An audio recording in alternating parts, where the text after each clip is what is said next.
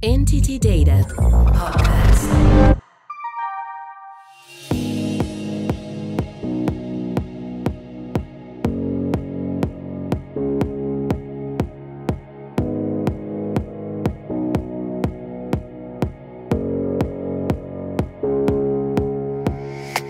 Hi, this is Daria from Entity Data, and welcome to Innovation Insights, a series of podcasts in which Entity Data picks out emerging technologies and concepts that are developed today and which we will think that will have a transformational impact on the world economy in the next few years.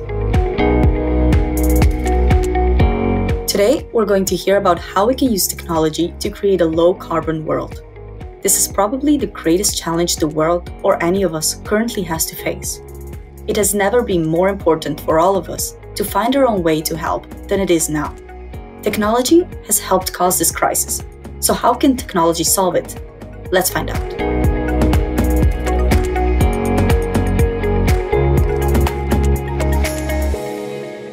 If there's anyone listening to this who is not worried about climate change, they may not have been paying attention to what's happening in and to the outside world. There is near universal scientific consensus about this. Climate change is happening. It's already causing instability, and the general trend is relentlessly upwards. Even if we keep average temperature rises to 1.5 degrees centigrade, which is unlikely, that will cause social and economic disruption. So, what can we do about it? Most of us are now aware of our personal role in reducing energy use. Yet the biggest task must be for governments and corporations. Governments around the world, notably in the EU, have announced tough new regulations, and corporations in every sector are facing up to how and why they now need to do just about everything very differently from how they did it in the past. From travel to workplace insulation, to adoption of electric vehicles, scrutiny of their supply chains, recycling, and so on. These are positive signs, but we need more radical change. So the question for us now is this: how can technology help us build a low-carbon world? First, by moving to the cloud. Now, this doesn't solve the problem all by itself, because hyperscale data centers are huge carbon emitters. But once in the cloud, organizations of every shape and size are effectively using shared services, and that can be a big step in the right direction. Second, by moving to the cloud, we make it far easier for people to collaborate remotely, even to manage and control entire factories and production sites from central locations. The amount of travel should drop and lead to lower emissions.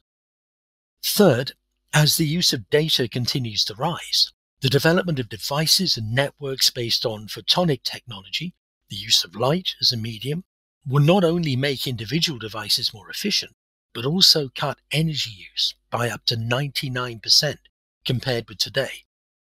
Fourth, the introduction of quantum computing will start to have an impact as well. By using machines based on quantum rather than classical mechanics, much less heat will be generated for each calculation, dramatically cutting energy use across the entire IT industry. These technologies, some in active development and some already here, will counteract the cost in energy and carbon emissions caused by the exponential rise in data collection, analysis, storage and networking taking place all around us now. And that data will continue to grow no matter what, because data is vital to the operation of our economy. How can we do without it? We use it for monitoring and maintenance, for optimizing routes taken by both people and goods, for use of AI to drive increasing automation, for communication, entertainment, collaboration at work, and much, much more. Data is the key to our entire way of life. Yet the rapid growth in data use, which is still doubling every 18 months, is a huge source of problems because it drives higher energy use simply through its existence. We can reduce the problem by introducing faster, more energy-efficient technologies, but that is not enough in itself. We need to make data the solution, not the problem.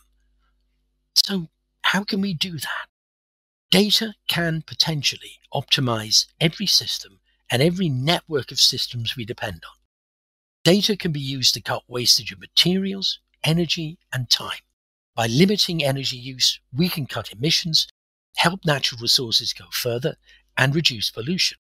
And we better hurry. Right now, we use up to 1 year's worth of natural resources by early July, every year.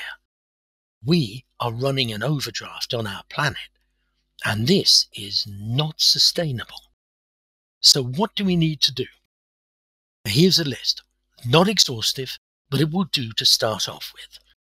Use data to reduce time spent in travel, cut the number of journeys. Use data to manage supply chains, reducing the distance products and components have to move. Use data to optimize heating and cooling options for buildings to cut use of energy. Use data to rethink power grids and generation systems to eliminate fossil fuels and accelerate the move to renewables. Use data analytics to help us move towards a circular economic model. Use data models to create real value for natural capital, encouraging more caring and responsible use of resources. Use data to accelerate new developments that deliver higher energy efficiency and then fast-track them into operation. All this and much more. There's no shortage of good ideas for sustainability. It's time we're short of. We can make IT vastly greener than it is today, and we should. But we will only save our planet by using the full power of IT and data combined to reduce our total footprint on the Earth. That's how we can make a low-carbon world a reality. It can be done, but there's a lot of work to do. And the clock is ticking.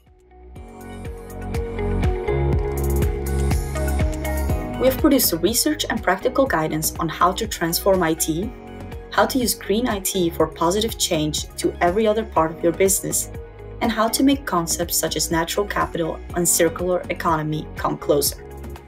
For more information about emerging innovations, please listen to the rest of the series of podcasts and download the latest thinking from our website. Please join us next time for more technology insights.